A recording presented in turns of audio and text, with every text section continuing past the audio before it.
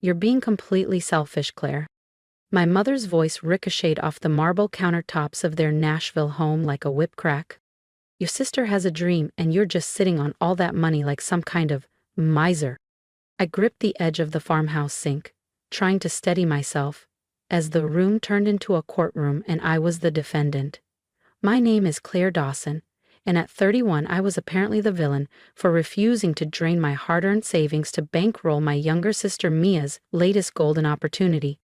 It's not like that, I said, forcing my voice to stay calm. I've worked for years for that money. I have plans.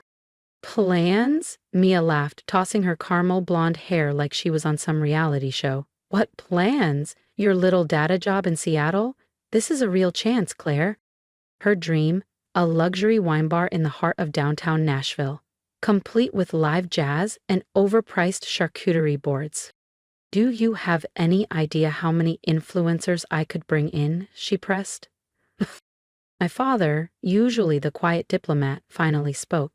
Claire, be reasonable. Your sister has vision. She's always had that spark. Then came the dagger. You're steady, stable. You can always save more. Those words, steady, stable, sliced, deeper than they knew. In our family, they were code for dull, forgettable. I swallowed hard. I have $138,000, 0 cents saved, I said quietly. And Mia wants all of it, every penny. It's an investment, Mia shot back. You'd be a partner. For once in your life, think big, Claire. But all I could think about was the path I'd taken to get here. A tiny apartment in Seattle while working 2 jobs through grad school, late nights running analytics reports, skipping vacations, saying no to impulse buys, clipping coupons well into my 20s. Meanwhile, Mia had hopped from one failed venture to the next. The online boutique that tanked in 4 months, the wellness studio that shut down in 8 weeks, the exclusive event company that booked exactly 1 client. Our cousin's wedding. Each time, Mom and Dad had bailed her out, convinced the next scheme was the one. No, I said finally, the words sharp as glass. I'm sorry, but I won't do it. The silence lasted half a second before the explosion came. How can you be so cruel, my mother cried. And just like that, I was the selfish one, for refusing to fund someone else's dream, at the cost of my own. After everything we've done for you, my father said, his tone sharp with accusation. I knew you were jealous of me, Mia spat, her perfectly glossed lips curling into a smirk. But this is low, even for you. I looked at them, really looked at them. My mother, who spent my entire childhood urging me to be more like your sister. My father, who never once asked about the projects that consumed my nights, yet proudly attended every single one of Mia's grand openings. And Mia, beautiful, magnetic Mia, who had never worked a steady job, but somehow always got everything she wanted. I'm not jealous, I said, my voice steady and calm. I'm done. I turned and walked out of the kitchen, ignoring the chorus of my name, the accusations ricocheting behind me.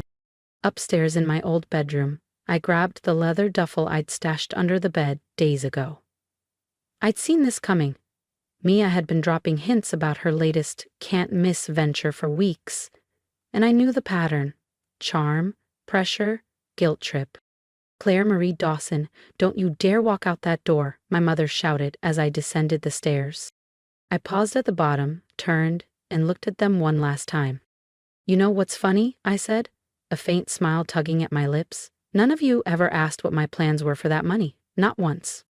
Because your plans probably involve more spreadsheets and boredom, Mia sneered. Some of us actually want to make something of ourselves. I laughed softly, not bitterly this time, just pity.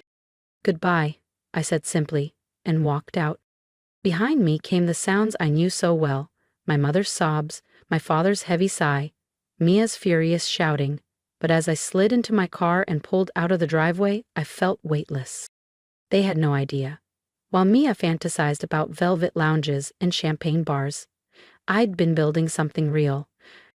Tomorrow, I'd board a flight to Zurich to start as head of strategy at a leading renewable energy firm. A job I fought for with grit and sleepless nights. The salary was life-changing. The work? Impactful. Best of all, it was 5,000 miles away from their endless demands. My phone buzzed with calls and texts. I powered it off. They'd hear my news eventually, but not tonight. By this time tomorrow, I'd be walking through the glass doors of my new office overlooking Lake Zurich.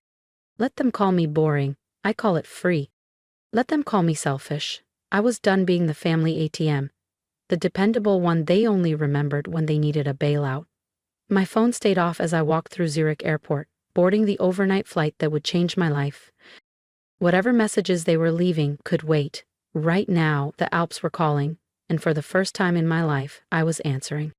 3 months passed in a blur of glass-walled offices, global summits, and work that felt meaningful every single day. My apartment overlooked Lake Zurich, its surface like liquid silver in the morning sun. I woke up to the quiet hum of trams instead of the endless drone of family drama.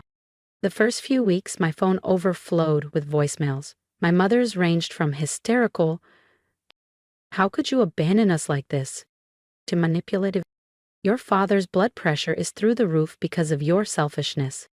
Mia alternated between fury, "You've ruined everything," and desperate bargaining. "Just have the money, Claire, even 20%. I let every call go to voicemail. I had bigger things to focus on. My work at the renewable energy firm was everything I dreamed of and more. Within 2 months, I was leading negotiations for a multi-billion euro project to develop sustainable energy grids across Europe. My strategies were gaining attention, and for the first time, I was recognized for my vision, not called steady or boring. Then came the email. I was reviewing a presentation when my CEO walked into my office holding a press release. "Claire, have you seen this? Forbes wants to feature you in their top 30 under 35 innovators in energy. They want an exclusive." I stared at the headline on the mock-up he handed me. There it was. My name, my ideas, on the brink of going global. The feature included an invitation to speak at the World Economic Forum in Davos. That night, I sat on my balcony, sipping espresso and watching the city lights dance across the lake, when my phone buzzed. It was my father's number. For the first time in 3 months, I answered. "Claire," his voice sounded smaller than I remembered. We saw the Forbes article and the conference invite." "Yes," I said calmly. "Why didn't you tell us?" "About the job. Zurich. All of it?" "You never asked, Dad. You were too busy calling me selfish for not funding me as wine bar." He was silent. Then quietly, "The bar, it fell through. The building had legal issues. The whole thing was a disaster." I closed my eyes, listening to the quiet hum of the city below. For the first time, I felt no guilt, no regret, just freedom. I looked out over Lake Zurich, the city lights shimmering like a promise of everything I'd fought for. And this was only the beginning. Want to know what happens when Claire finally faces her family again? Make sure you subscribe so you don't miss the next chapter of this story. But you and Dad were always too busy with Mia's latest venture to listen. I heard a sharp intake of breath on the other end of the line. We didn't realize?" "No," I said quietly. "You didn't, and now I have to go. I have an early morning tomorrow. We're finalizing a major project." "Claire, wait," my mother's voice cracked. "Your sister? She's been struggling since you left. Nothing's working out for her. Maybe if you just talk to her." "No, Mom," I cut her off gently but firmly. "I'm not Mia's backup plan anymore. I have my own life now." After hanging up, I sat on my balcony, overlooking the shimmering surface of Lake Zurich, thinking about all the times I'd tried to share my dreams. The late nights drafting business models in grad school, while my family skipped my milestones for Mia's latest big launch. The graduation they barely acknowledged because she was opening her boutique that weekend. My phone buzzed again. A text from Mia. "Saw your little Forbes feature. Must be nice wasting your life crunching numbers while your family falls apart. Real classy, Claire." I smiled and typed back. "Actually, it is nice, really nice." Then I blocked her number. The next morning, as I stood in the glass atrium of our headquarters, Watching the sunrise spill across Lake Zurich, my CEO walked in. "Claire," he said with a grin, "funny thing, your sister called the office yesterday, asked if we had any executive positions available, said she had extensive experience running businesses." I couldn't help but laugh. "What did you tell her?" "That we're fully staffed with qualified energy strategists." She didn't take it well. The city below glittered in the golden morning light, and for the first time I felt completely free. No guilt, no expectations, just purpose. "You know," he added, "when we hired you, your family was listed as your emergency contact. Do you want to update that?" I thought about it. About all the times my family had turned crises into leverage. "Yes," I said firmly, "I would." As the team gathered for the day's work, the last weight of obligation slipped from my shoulders. I hadn't just found a career, I'd found myself. And no amount of guilt trips, tantrums, or manipulative calls could take that away. For the first time, my mother had been right about one thing. I looked happy, and I truly was. Thriving, not in spite of leaving, but because of it. 6 months after the Forbes feature, I stood in my corner office, overlooking Lake Zurich, staring at my phone in disbelief. 8 voicemails from my family, each one more desperate than the last. I hadn't heard from them since blocking Mia's number and updating my emergency contacts. So why the sudden interest? Apparently, last night's global broadcast of the World Economic Forum had caused quite a stir back home. There I was, boring, predictable Claire, speaking confidently on sustainable energy solutions to an audience of world leaders. The first voicemail was from my mother, her tone dripping with sudden pride. "Darling, you were absolutely brilliant. Why didn't you tell us you were speaking at such an important event? The Hendersons saw it on CNBC and called to congratulate us." The next was my father's. "Princess, we had no idea your work was this significant. The country club is buzzing. The university dean even called me at the lounge, said we must be so proud." The rest were from distant relatives who hadn't spoken to me in years, suddenly fascinated by my amazing career. But the last voicemail made me pause. Mia, calling from a new number. "Claire, I watched your speech. You looked incredible. Listen, I've been thinking, maybe we could talk? I've got this new idea for an eco-friendly beauty brand, and with your connections..."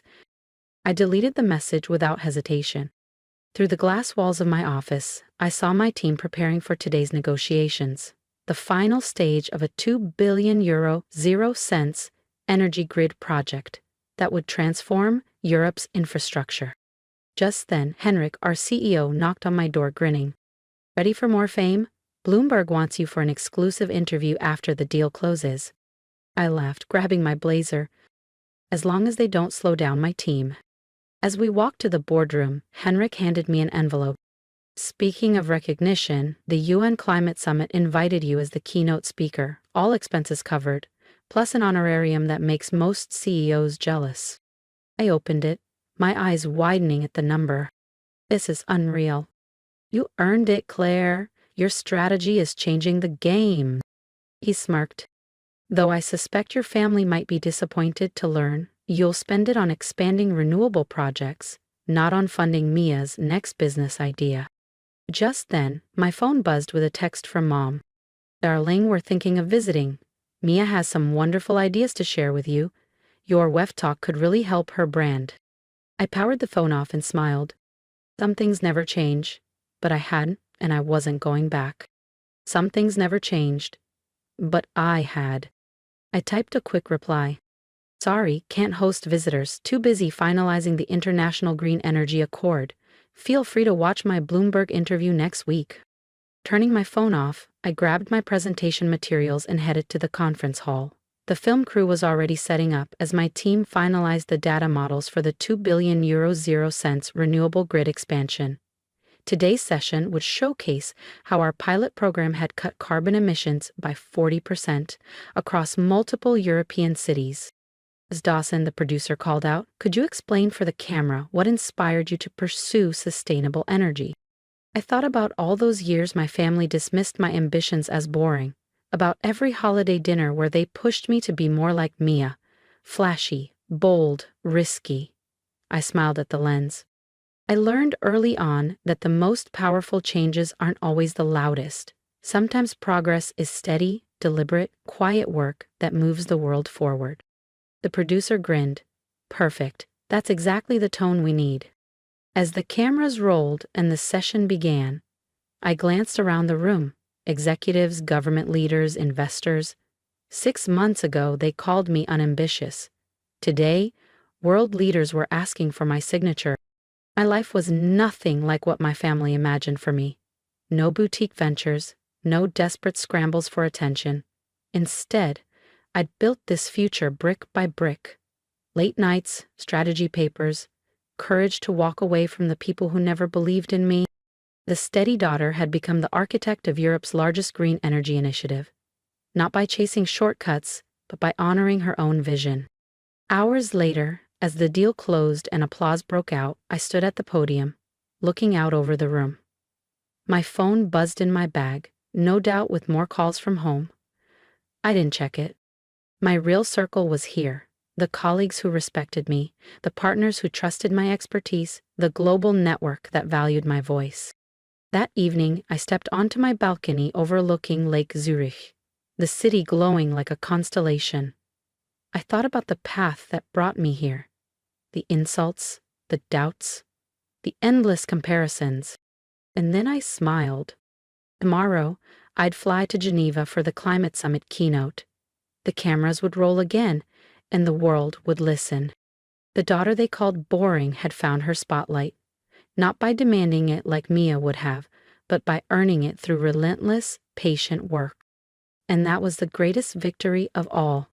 I walked away from the life everyone else planned for me, and let me tell you, it wasn't easy. The guilt trips, the accusations, the constant voice in my head asking, what if they're right? I faced all of it, but here I am, thriving in a career that matters, surrounded by people who value me for who I am, not for how much I can give them.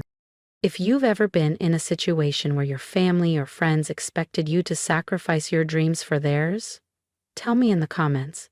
What did you do? Did you stand your ground, or are you still figuring it out?